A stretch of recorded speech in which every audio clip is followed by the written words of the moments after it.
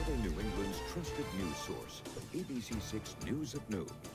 Good afternoon, everyone. Thank you so much for joining us. We start with the weather, taking a live look outside. As you can see, it is still raining out there. Chelsea is in the Weather Center with our first forecast. Hi, Chelsea. Hey, Doreen. Yeah, the intensity of the rain today is much different than yesterday, but it's been a steady rain all morning long for pretty much the entire area, and that's continuing into at least the middle part of this afternoon before we slowly start to see things tapering down a bit. Temps are in the mid-60s right now. Breeze is out of the east-northeast around 10 miles per hour, so it's a damp, kind of raw day for the early part of September. Certainly cool out there. And as I mentioned, you can see it's just steady rain. We're not seeing the reds and oranges, that really heavy rain that was falling through yesterday afternoon and evening, but we are seeing rain for pretty much the whole area with some lighter showers the farther east you go, some steadier showers the farther west you go, and we're going to continue to deal with this rain through the coming hours. We still have the flood watch in place until 5 p.m. for pretty much the entire area, but this flood warning for the Providence area, for that northern fringe of Kent County and farther north of Rhode Island, is staying in place until 4 o'clock because all of that water has to go somewhere. It's running off into our small rivers and creeks and streams. Things are swelling a bit. We're going to have to watch for ponding on the roadway still, even though we're not dealing with the really high rainfall rates out there today. There's still potential for some flooding concerns. I'll have much more when we officially dry out coming up in just a few minutes. Doreen? Chelsea, thank you. And severe flooding over the past 24 hours affecting drivers all over southern New England. Now as the rain continues to come down and much of Rhode Island remains in a flood watch for the rest of the afternoon, the question of why so many roads and highways have continuously flooded is at the forefront of discussion. ABC6 News reporter Yanni Triggelis is live in East Providence with more on that. Yanni, good afternoon. Yeah, good afternoon, Doreen. Well, yeah, flooding all across really all of southern New England yesterday, including some areas like on I-95 over by Thurber's Ave. And that, of course, is an area, as we all know, that has been notorious for flooding in the past. In the past few years has flooded a couple of times, including yesterday where drivers got stuck on that road for hours. And just moments ago, Governor Dan McKee wrapping up an event where he was asked after about that repeated flooding at some areas across Rhode Island. He addressed that Labor Day flash flooding. First off, he praised the response by first responders on that holiday after some areas in Rhode Island received more than 10 inches of rain. But as many drivers remain stranded on roads and highways, the storm quickly turned into a political battle with those campaigning for a spot in the State House bashing current state leaders, including the governor and Providence Mayor Jorge Elorza, for their lack of leadership in solving ongoing flooding issues in areas across Rhode Island like that Thurber's Ave flooding that we saw yesterday. And when asked about that criticism, take a listen to what Governor McKee had to say. It's desperate, right? It's desperation. And managed not only a snowstorm, it was the largest snowfall in the history in a 24-hour period in the history of the state of Rhode Island in January. And the only people remember that day was that day that Tom Brady didn't retire. And we're going to get millions of dollars of reimbursements because on that storm to all the municipalities in the state. And again, the governor addressing some of those attacks from his political opponents. And also, he did address that some of those areas that have seen multiple flooding events in the past few years, and even in the past few weeks with areas on 195 flooding just a few weeks ago, he did say that he does want to address the infrastructure of those areas. Any areas that flood multiple times, he wants to look at those areas and make sure they get fixed so that this flooding really stops, as we saw yesterday with a lot of areas all across the state. And we will have more coming up from his comments as well as from the Department of Transportation coming up later on tonight. For now, we're live in East Providence. Yanni Triggelis, ABC6 News. Thank you. And 35 students from Brown University forced out of their dorms by flooding. Electricity was shut off and those students had to move their belongings to higher ground as inches of water poured into their dorm rooms. This is video from a freshman who tells ABC6 he lives on the first floor and had just moved in last Wednesday. A spokesperson for the university says they're working to remove water and repair any damages, helping these students get back into their dorms as soon as possible. And the cleanup begins after a building collapsed Monday afternoon on Peace Street in Providence. The commercial building is home to multiple businesses. Fire crews responding during the day with endless calls to the department. No one was inside that building. No injuries were reported. The DMV forced to close a branch office in Providence today because of the flooding. This one on Melrose Street dealing with what it calls severe flooding. Those with reservations will be contacted to reschedule. Online services and all other DMV offices are open. They hope to be back open at this location tomorrow. Also feeling the effects from all the rain, Roger Williams Park Zoo. The zoo is closed today while workers clean up damage from the storm. They plan to reopen tomorrow. And with more rain out there today, if you haven't done so already, be sure to download our ABC6 News app. You can check the radar and get breaking news and weather alerts sent right to your phone. And now to Your Voice, Your Vote. Massachusetts voters casting ballots today in the primary. Here are some of the key races we've been following. In the race for governor, there will be 2 candidates on the ballot for Democrats, but don't let it confuse you. State Senator Sonia Chang Diaz is on the ballot, but back in June, she unofficially withdrew from the race and stopped campaigning. Attorney General Maura Healey has stayed in the race. On the other side of the aisle, 2 Republicans are competing for their party's nomination. Both are all in. Voters will pick between former state rep from Rentham, Jeff Deal, and entrepreneur Chris Doty. Deal getting a little push from former President Donald Trump last night via a tele-rally. Jeff is a proven fighter who successfully pushes back on the ultra-liberal extremists and who's driven them a little bit wild because they can't figure him out, and who rule your state with an iron fist. The hardworking people of Massachusetts need a true conservative in the governor's mansion. It's about time you had one. Deal's opponent, Doty, said he doesn't think Trump's endorsement holds much weight in Massachusetts. 5 candidates in total are competing for the lieutenant governor spot. 3 of them, Kim Driscoll, State Rep Tammy Gouveia, and State Senator Eric Lesser, are all seeking the Democratic nomination, and 2 former state reps are seeking the Republican nomination for lieutenant governor. They are Kate Campanelle and Leah Cole Allen. 3 Democrats are looking to win the nomination for Bristol County Sheriff. They include former Assistant DA Nicholas Bernier, Mayor of Attleboro Paul Heroux, and former Somerset Police Chief George McNeil. The winner will go on to face current Sheriff Tom Hodgson. He's been in the position since 1997. And in the Bristol County District Attorney's race, current DA Tom Quinn, who's been in the position for 8 years, is facing a challenge from attorney Shannon McMahon. There are no Republicans in this race, so whoever wins gets the job. Once again, the Massachusetts primary is today. Polls are open now. They close at 8 tonight. For more information to get you ready to cast your ballot, check out our election guide, abc6.com.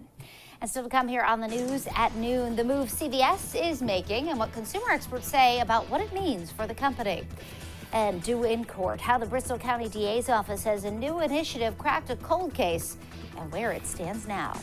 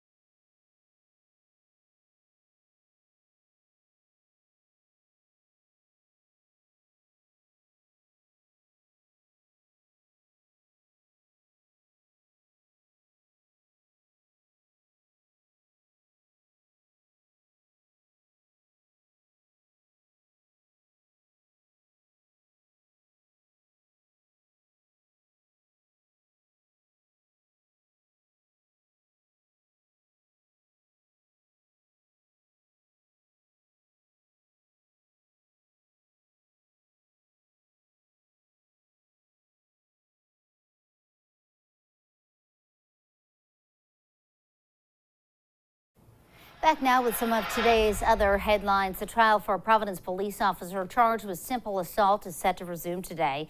Jean Lugo was off duty when police say he punched his political opponent, Jennifer Rourke, in the face during an abortion rights rally. Lugo's attorneys claim Rourke pushed him first, starting the confrontation. Lugo has pled not guilty. During his trial last month, the judge dismissed a disorderly conduct charge. He is currently suspended from the Providence Police Department. Also today, a Pawtucket police officer accused in an off-duty shooting is due in court. Officer Daniel Dolan rejected a plea deal back in July. Today's hearing is to schedule his trial. He's facing felony charges in the shooting of a teenager in East Greenwich last year. He was also arrested in March for disorderly conduct and vandalism after allegedly grabbing his own son by the neck and throwing him out of a car. And a man indicted in a decade-old rape case in New Bedford will be arraigned today. 28-year-old Dylan Pott was recently arrested for the rape of a then 16-year-old girl. Authorities say the girl and Pott were drinking when she blacked out. She woke up in another location with bruises all over her body. The case was solved after the DA's office tested a previously untested rape kit. And Pawtucket-based CVS Health is buying home health care service company Signify Health for roughly $8 billion. The pharmacy giant is paying $30.50 per share in cash. The move solidifies CVS's transition away from its roots as a traditional retail drugstore chain. And still to come here on ABC6 News at noon, back to school, the new building that's finally opening to students today in Pawtucket after a much talked about delay. And back to school under a whole different set of circumstances in Uvalde, Texas. How the community is rallying around kids headed back to class after the tragic shooting there.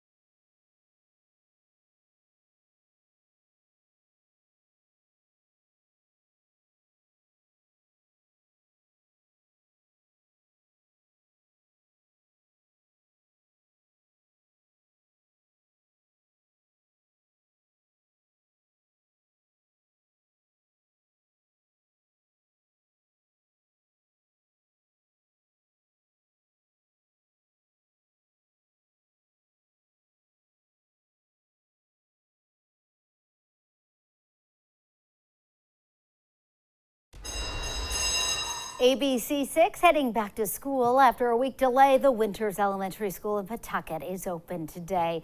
The superintendent making the announcement official over the weekend. The school was supposed to open Wednesday, but a failed inspection caused the district to delay the start of classes. Mayor Don Grebian told ABC6 he regretted not having a backup plan for the school's opening. And we turn now to Uvalde. Today marks the first day of classes for public school students. The school year, which usually starts in August, was pushed back to give everyone more time to prepare for the new year after 19 students and 2 teachers were killed at the Robb Elementary in that horrific mass shooting back in May. ABC's Rena Roy has the latest. 3.5 months after the mass shooting that rocked the nation, Uvalde School District students returning to classrooms once again. Many, like Caitlin Gonzalez, concerned about going back after the tragedy. She spoke out at a town hall last week. You want me to go to your schools, right? Yes. I don't know how long that will last. This year's start date pushed back so security changes could be made across the district, including assigning 33 state troopers at schools, creating one single point of entry at each school, and hiring a campus monitor responsible for walking the grounds and checking gates, locks, and doors. 8-foot fencing has also been installed at elementary schools in the district. Veronica Matas is a teacher with the district and lost her daughter Tess in the shooting. There was a question of whether I was mentally ready, but not to go back.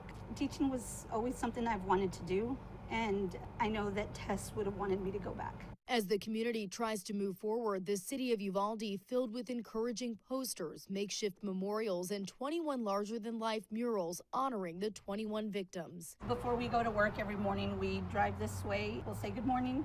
And it's just like she's smiling at us.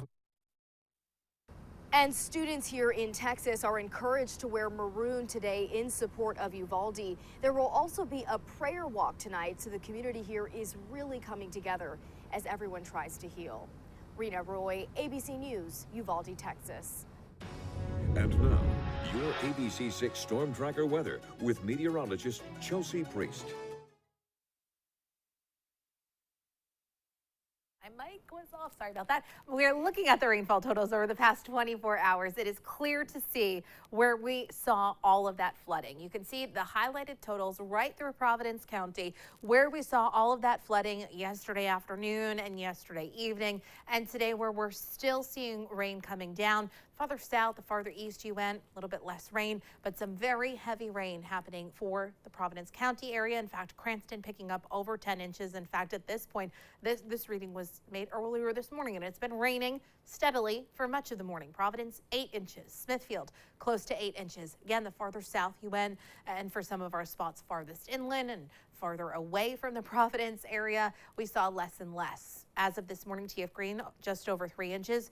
Newport, below 1 inch. So it really depended where you were. But of course, right through downtown Providence is where we saw some of the most rain yesterday afternoon and into yesterday evening. And now, while we're not seeing that torrential rain happening, it's a steady, widespread rain across southern New England. A few heavier showers at times. You can see some little yellow specks showing up, indicating some heavier rain inching closer to northwest Rhode Island. Some lighter showers through southeastern Mass. All of us, though, getting some much needed rain. For the Providence area, obviously, we got too much rain too quickly yesterday. There's still the flood watch that's in place for the area until 5 p.m. today, and also a flood warning, focusing in on those spots that really saw the most amount of rain. Not only is it because we have that steady rain happening still today, there's the runoff from all of the rain from yesterday. It has to go somewhere. It's going into some of our smaller rivers, creeks, streams. Those are starting to come up above their banks. There's some minor flooding. The Pawtucket at Centerdale right now. So we're going to watch for that as we head through the afternoon, where we may still see some ponding on the roadways. Even though it's not that torrential rain, there's still flooding concerns out there today. Temps are cool, only in the mid to upper 60s range. The satellite radar image over the last 6 hours shows you that it's just been this widespread rain.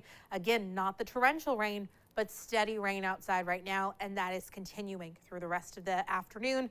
Really not starting to wind down until late in the afternoon and into the evening hours. You can see once we get rid of that system, things are drying out off to our west, and we will get much drier as we head into tomorrow. Although that being said, even overnight, you're still seeing clouds and some spotty showers outside, getting a little bit better. As we head into the evening hours, you'll start to see some sun popping through, and Thursday looks much brighter, especially by the afternoon. Still another ½ inch to an inch possible here in southern New England over the rest of the afternoon and into the evening hours up until tomorrow morning. So we still see steady rain.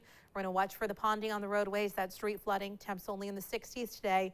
Scattered rain overnight, some patchy fog. Temperatures down to about 60 degrees. And then tomorrow's mostly cloudy day. There's still a few showers around. You'll see some sun trying to pop through later in the day. Temperatures should come up into the low 70s. Mid 70s on Thursday, much brighter. And sunshine for Friday, Saturday, and Sunday, with temperatures coming up into the low 80s. I like that you're already looking at the weekend. Well, when it looks like that, after all this rain, that's pretty nice. It's very true. Yeah, I think I needed an extra cup of coffee to motivate today. Oh, yeah. Tough getting rain. going, especially after a long weekend for so many. And the commute today is going to be a wet one still. All right, Chelsea, thank you so much. Coming up, meet Cruller, a beagle looking for a new home. Chelsea is going to introduce us next.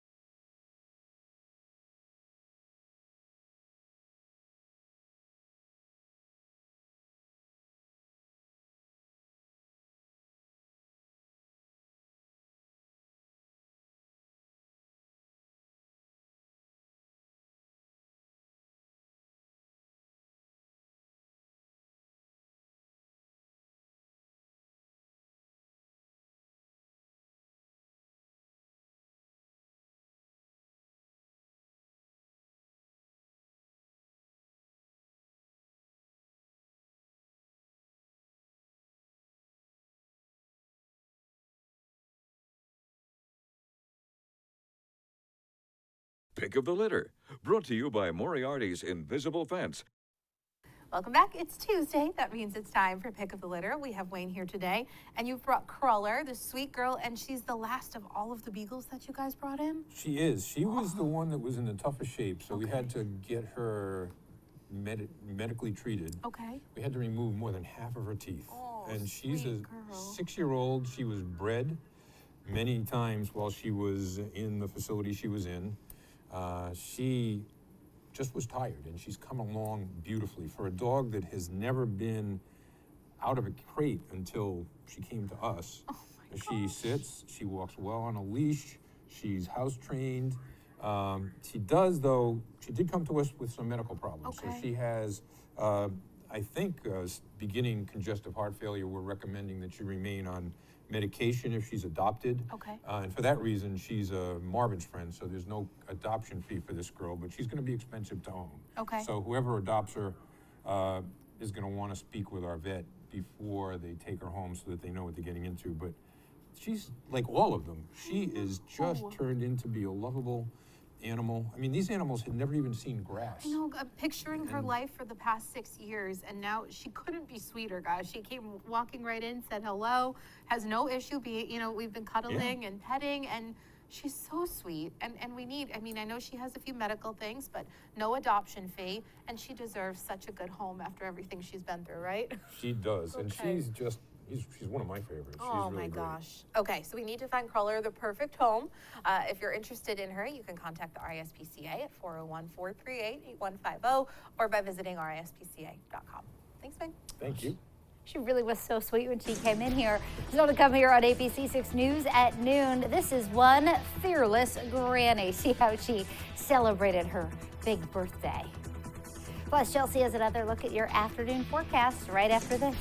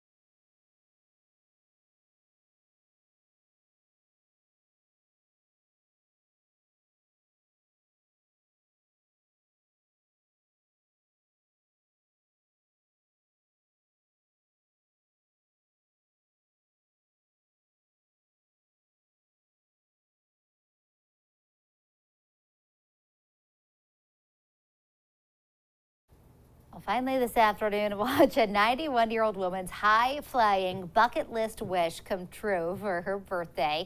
Ida Shannon of Minnesota was gifted the exhilarating experience by members of her church who say that the gregarious grandmother who raised 10 kids is a strong lover of people who they compare to Wonder Woman. So Shannon took to the skies like a bird in flight.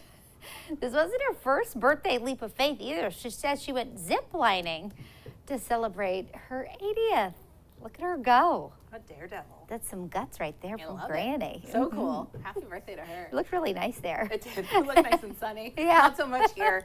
Rain is going to continue for the afternoon. Again, it's a steady rain today. It's not that torrential rain from yesterday that sat over some isolated spots, obviously leading to all of that flooding, but still some flooding concerns out there today. That runoff still kind of swelling our streams and our roadways, so watch for ponding on the roads. Tomorrow, still a few showers around, although overall the day looks much drier, and then the rest of the 7-day looks much drier as well. A steady improvement. Yes. All right, Chelsea, thank you. And thank you for joining us for the news at noon. The news continues first at 4. Have a great day, everybody.